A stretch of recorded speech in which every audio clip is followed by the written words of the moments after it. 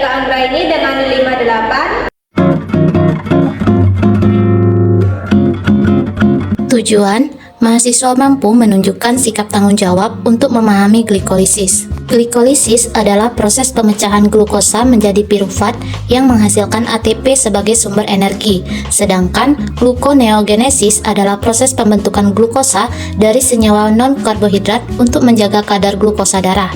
Kedua jalur ini berjalan berlawanan, tidak saling membalik langsung, dan diatur secara timbal balik agar energi sel tetap efisien.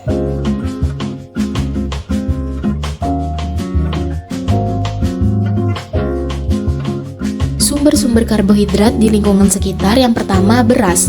Beras merupakan bahan pangan penting dengan kandungan karbohidrat tinggi, kurang lebih 75% berupa pati yang mudah dicerna dan menjadi sumber energi utama. Selain itu, beras mengandung protein, lemak, vitamin B1, serat, dan gula yang berperan dalam menjaga kesehatan tubuh, terutama sistem saraf, pencernaan, dan pembentukan energi.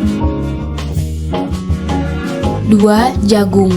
Jagung mengandung karbohidrat tinggi berupa pati kurang lebih 72-73%, serta gula sederhana dalam jumlah kecil kurang lebih 1-3%, sehingga berfungsi sebagai sumber energi penting bagi tubuh. 3. Singkong.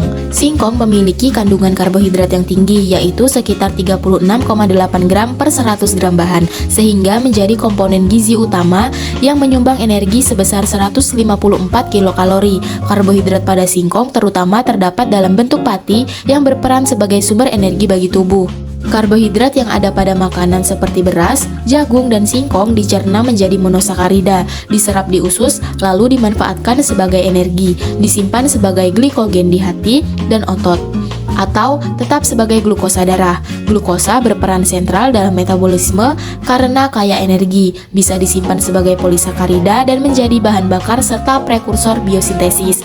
Metabolisme glukosa mencakup sintesis polisakarida, penyimpanan energi glikolisis atau menghasilkan piruvat, ATP dan NADH, serta jalur pentosa fosfat menghasilkan ribosa 5 fosfat dan NADPH. Adapun reaksi fase persiapan glikolisis adalah sebagai berikut. Angka 1, glukosa difosforilasi pada gugus hidroksil pada G6 menjadi D-glukosa 6-fosfat yang memerlukan 1 ATP dan dikatalisis enzim heksokinase.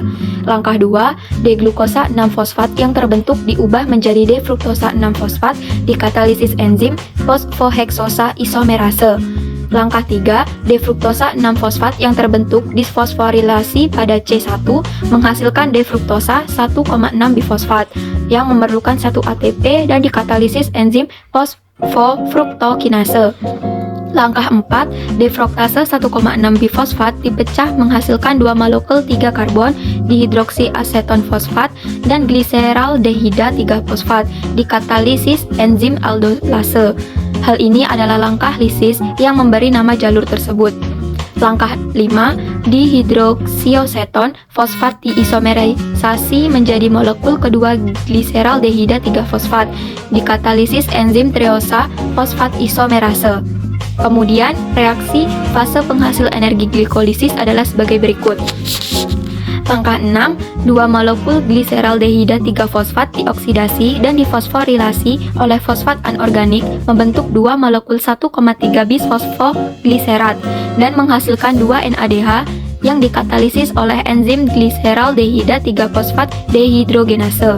Langkah 7, 2 molekul 1,3 bifosfogliserat diubah menjadi 2 molekul 3 fosfoligliserat yang menghasilkan 2 ATP yang dikatalisis enzim fosfogliserat kinase. Langkah 8, 2 molekul 3 fosfogliserat diubah menjadi 2 molekul 2 fosfogliserat yang dikatalisis enzim fosfogliserat mutase. Langkah 9, 2 molekul 2 fosfogliserat diubah menjadi 2 molekul fosfoenol piruvat yang dikatalisis enzim enolase. Langkah 10, 2 molekul fosfoenol piruvat diubah menjadi 2 molekul piruvat dan menghasilkan 2 ATP yang dikatalisis oleh enzim piruvat kinase. Kesimpulan, Beras, jagung, dan singkong merupakan sumber karbohidrat utama yang kaya pati dan berfungsi sebagai penyedia energi bagi tubuh. Karbohidrat tersebut diubah menjadi glukosa dan dimetabolisme menjadi glikolisis yang berlangsung dalam 2 fase dan melibatkan 10 reaksi enzimatik untuk menghasilkan energi berupa ATP dan NADH, sehingga glikolisis berperan penting dalam pemenuhan kebutuhan energi sel. Sekian video dari kami. Terima kasih. Wassalamualaikum.